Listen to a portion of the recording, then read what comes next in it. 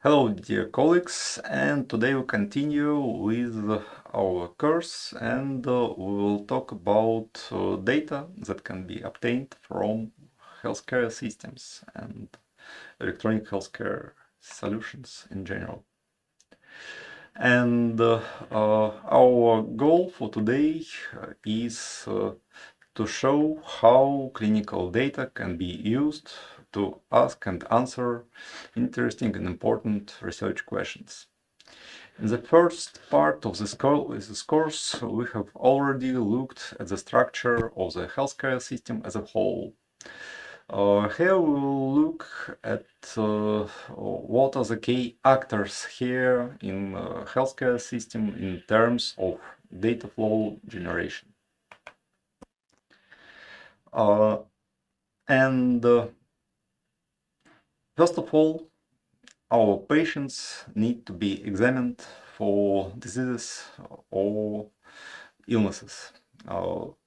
They may seek treatment or may more commonly search the internet for an answer to the question or whether they should seek the treatment.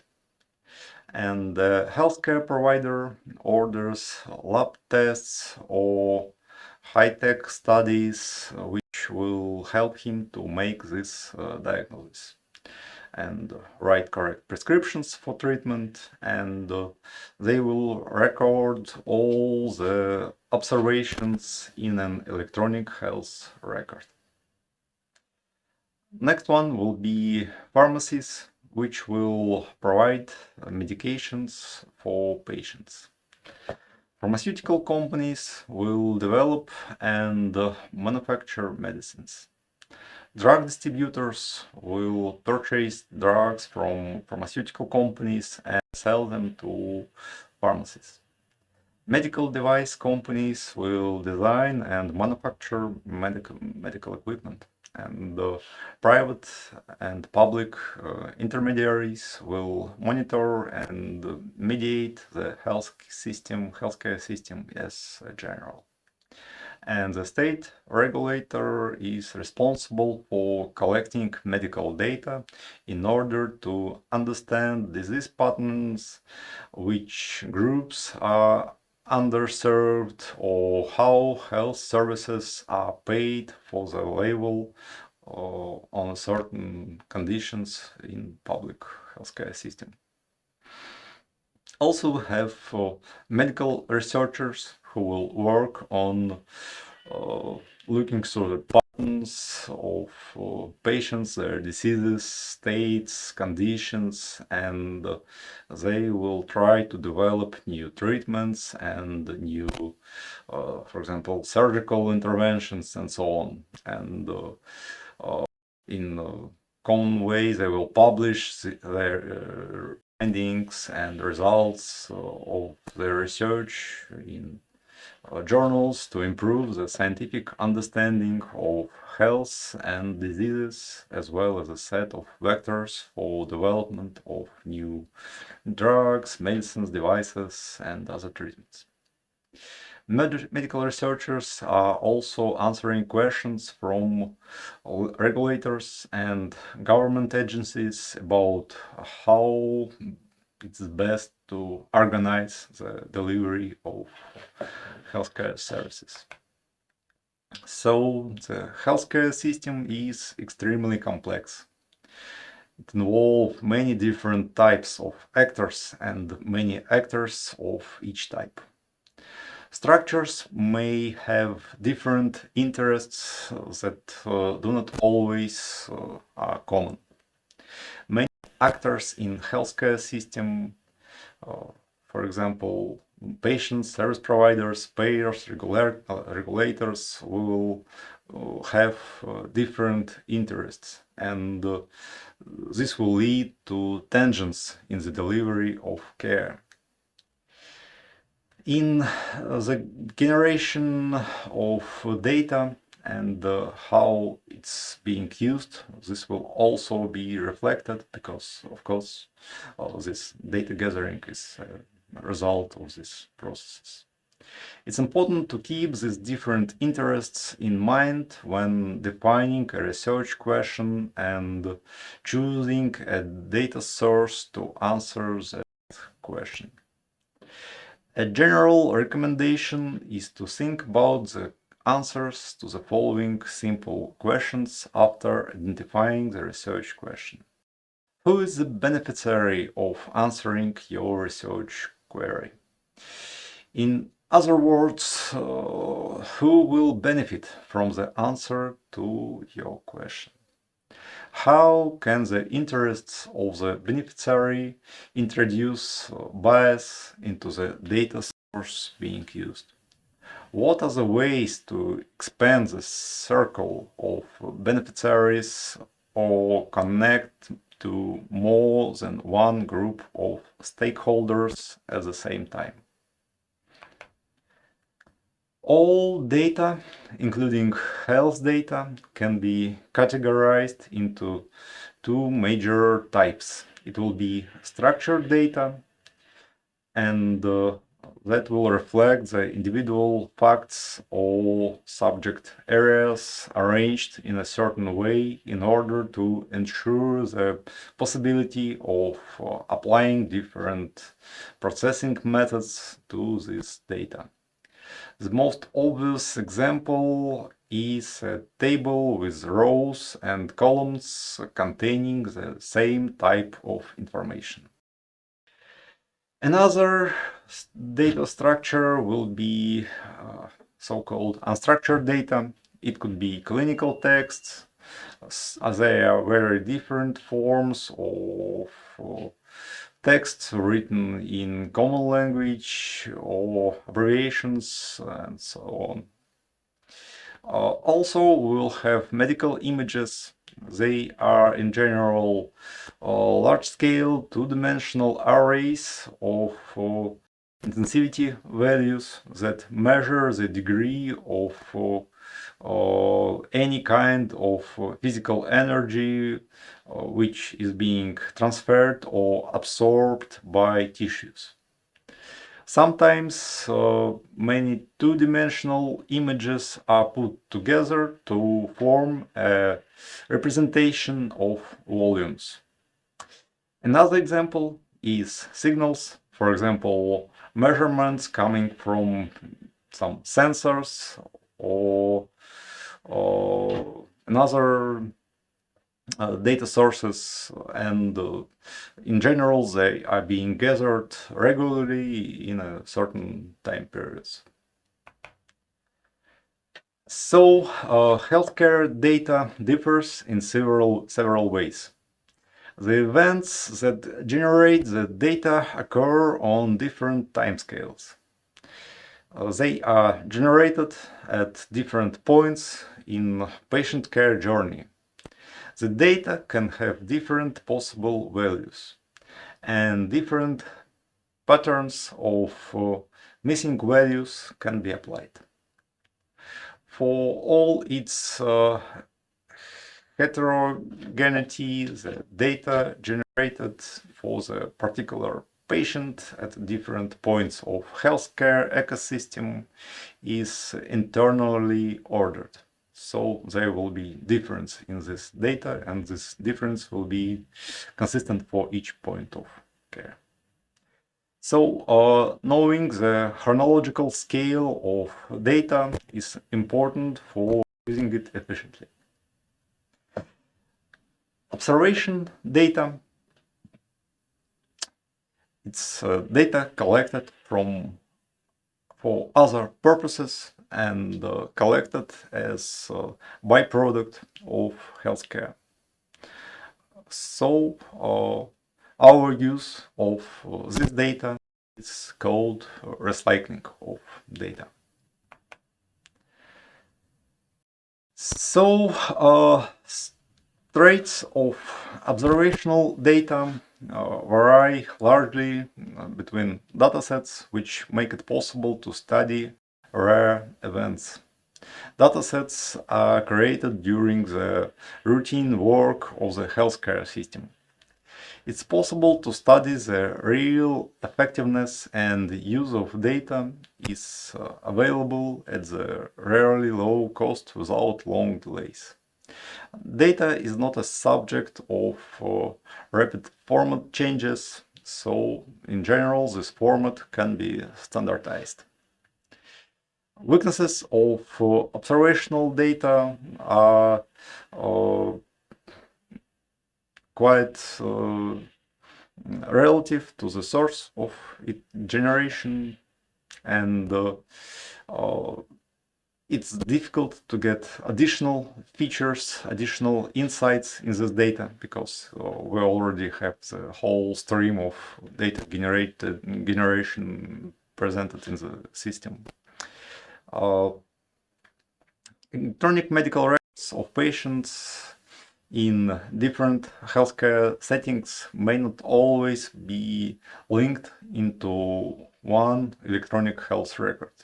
And it's a huge problem because we will need to combine this data from different sources.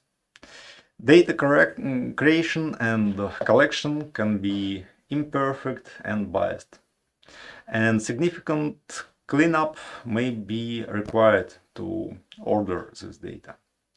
More often than not, a record exists only if a negative event occurs. So we can have just a few exceptions here. For example, regular medical examination records will be generated without any negative event happening on the background. Next one will be data provided to the healthcare system by various individuals or organizations may be inaccurate or biased. Distortions and errors can be introduced at the stage of data collection, description, digitalization, or transmission. Specific of biased errors at each of the key points of information flow will be quite different. For patients, it will be making of the decision to seek help or not to seek it. This decision can be influenced by a variety of factors, most of which are difficult to account, making the fact of seeking or not seeking help a biased choice. Clinical care. The health status of those who are healthy or consider themselves healthy is not recorded, as a result of which the sample size for the normal is quite small. The health status of those who are sick but treat themselves at home with over-the-counter medications, or those who are treated outside the healthcare system for which we have records, is quite insufficient. So we don't have these records at all. Typically, the records are not complete and the sample isn't randomly selected here. Healthcare provider can respond to financial incentives by changing the decision of whether to provide treatment and what treatment to offer. This stimuli can also have an effect on the records of treatments or manipulations which are performed. Recordings can be made during the service or with some delay after it. As a result, these records may be inaccurate or incomplete. Coding. This is a procedure for assigning diagnostic codes and procedure codes based on completed medical records for the purpose of reporting or invoicing for services rendered. Such reports and invoices often contain only the information needed for billing rather than a complete record of treatment performed or a description of the outcome of the treatment. Coding errors are also quite possible.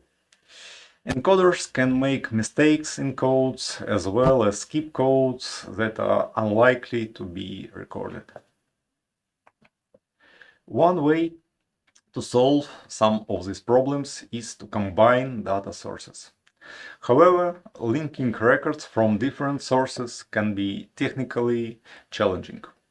The resulting record may be inaccurate or incomplete, and may also introduce some additional distortions. In addition, when working with medical data and sources, it's important to keep patient privacy in mind. Research questions require correlating impact with outcomes, which give us a basis for identifying sources of bias and possible errors in the data. Something that can be happening to the patient, such as illnesses, medications, or medical procedures, could be called exposure. And outcomes are conditions of interest that is assessed as having occurred on the patient chronological scale at some point of exposure. Let's look at an example of how an impact can be misclassified. Let's say a doctor writes a prescription. The patient should receive a 30-day course of the medication at 1 dose per day. The doctor gives the patient a 15-day free sample so that the patient can start taking the drug immediately. The patient takes the sample and receives the prescription drug at the pharmacy. Suppose this happens 7 days after the doctor's visit. The patient starts taking the medication taken to the pharmacy after the sample ran out. And shortly before the drug runs out, the patient orders an additional amount, picks it up in the pharmacy, and take it until the amount runs out. At the same time, the patient forgets to take a dose of the drug 3 times. If we put real events on the chronological scale and compare them with data obtained, for example, pharmacy chain reports, we can see that actual time and that the patient was under the influence of the drug differs from what could be deduced from the reported data in electronic health record. We can create cleanup rules that will attempt to replicate more accurate estimations by filling in the gaps. For example, a rule can fill small gaps such as less than 7 days in a record. However, as you can see on the chronological scale, these rules are not perfect at all. A common situation where a patient diagnosis or treatment outcome may be misclassified is the assignment of codes at the time when the patient clinical status has not been yet determined. What can we do to deduce this misclassification? There are several ways to straighten, tighten, and how to increase the requirements for classification of these cases. We can require multiple references to the diagnosis codes in order for us to believe that the patient actually has a disease.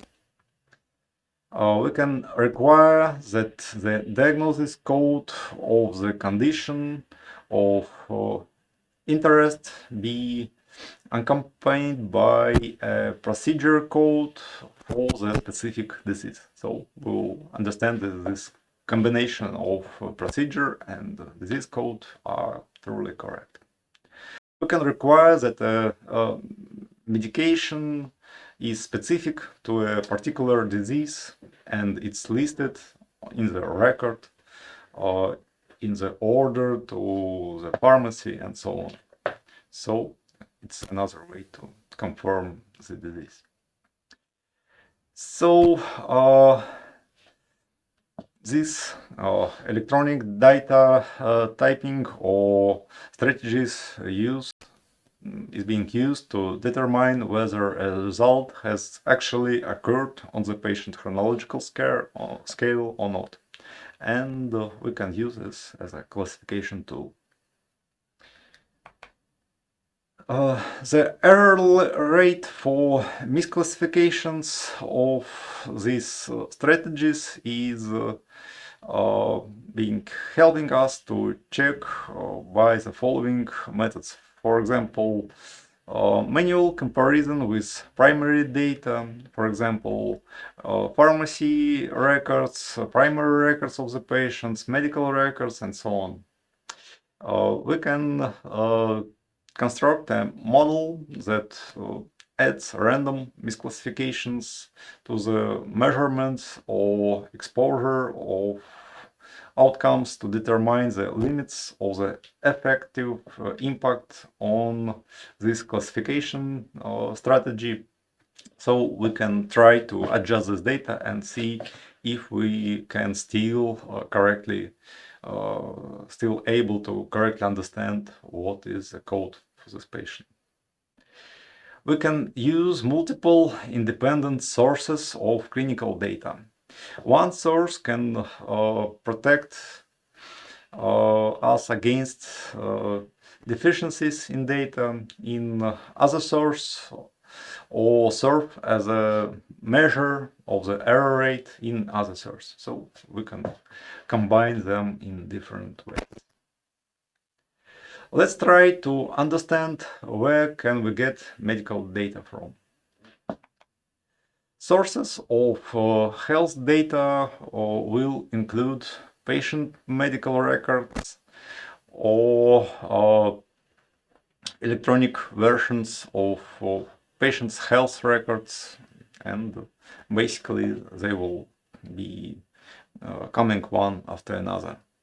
Of course, they should be stored electronically in some computer system for us to be able to analyze it. If the data is stored at the level of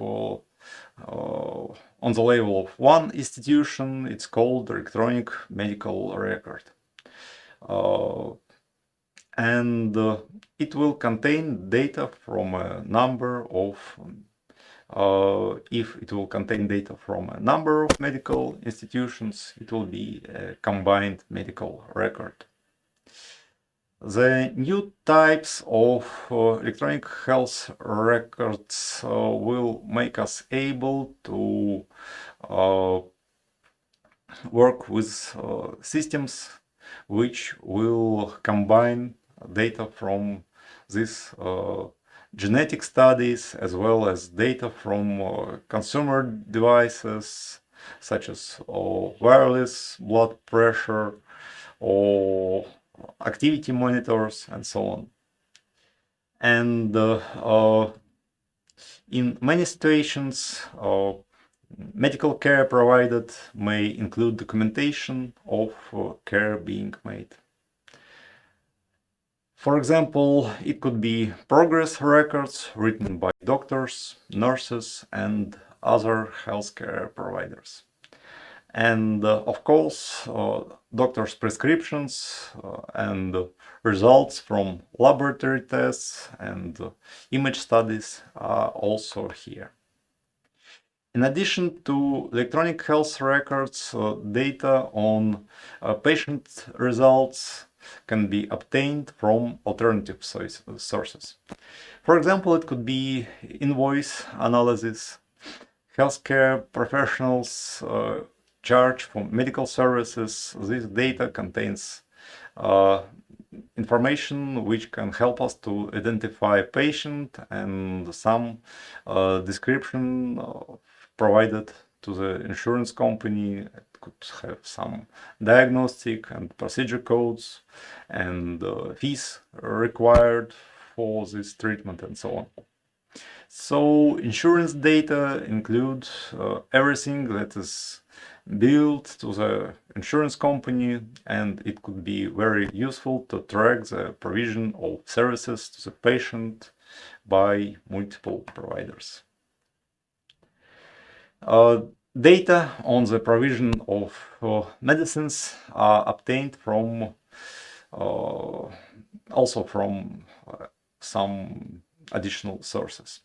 It could be, of course, written recipes, prescription data, insurance company data on prescription payments, bank transaction data, medical records for the same patient provided as a separate data sets, and this data could be used, for example, for data transmission from clinic to pharmacy, and it could be also used for analysis.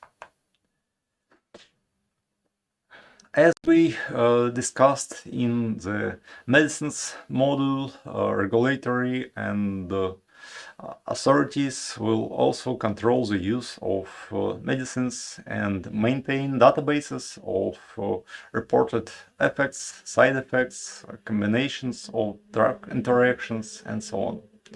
This is called post-marketing surveillance, and the purpose of these activities is to detect serious problems and then, if possible, limit the use of the drug or device to completely recall it from the market. The finished datasets are disseminated from the community for the use of research projects. Publicly available electronic health records could be used without personal data of the patient. Medical critical data information is supported by some institutions and provided by them to be able to analyze them. Also, there are some open datasets provided by regulators, for example, FDA, and it could be databases of adverse reactions, planned product monitoring, disease control centers, different registries of professional societies, and so on. This could be also useful data for analysis. Of course, we have also registries for the patients with specific conditions, which are also useful data for us. Another type of data is so-called patient-created data, and they can record their own healthcare condition, and they can provide this information to their doctor to make this publicly available for others to review. Patients can report their diagnosis, symptoms, treatment, and outcomes to centralized database. Another way to get this data is to analyze social media comments focusing on medical conditions and diseases. There are a lot of online portals for patient reporting information about their condition, symptoms, and treatment. Another way is to analyze researcher-generated data. And these studies should focus on systematic data analysis from different biomedical phenomena in order to obtain the related and generalized results. Researchers may recruit patients to participate in randomized clinical trials in order to systematically study the effectiveness of a certain treatment. Usually the treatment is compared to either the best existing treatment on the market, or if there is no treatment, it will be compared with control group. Clinical trials are usually quite expensive, and they require careful analysis, and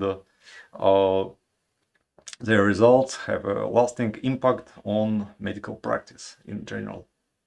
However, when using random allocation of treatment groups or control groups, clinical trials are the most reliable source of data to answer questions about causality of these events. Clinical trials and are being regulated in each country. For example, in Russian Federation, clinical trials are registered by the Ministry of Health. Electronic services for collecting data on clinical trials are also being used here. In United States, there is also a regulated service providing regulation service providing data about clinical trials under performance right now.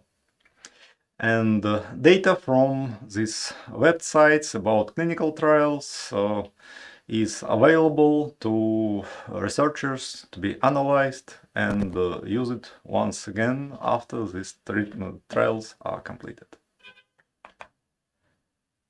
So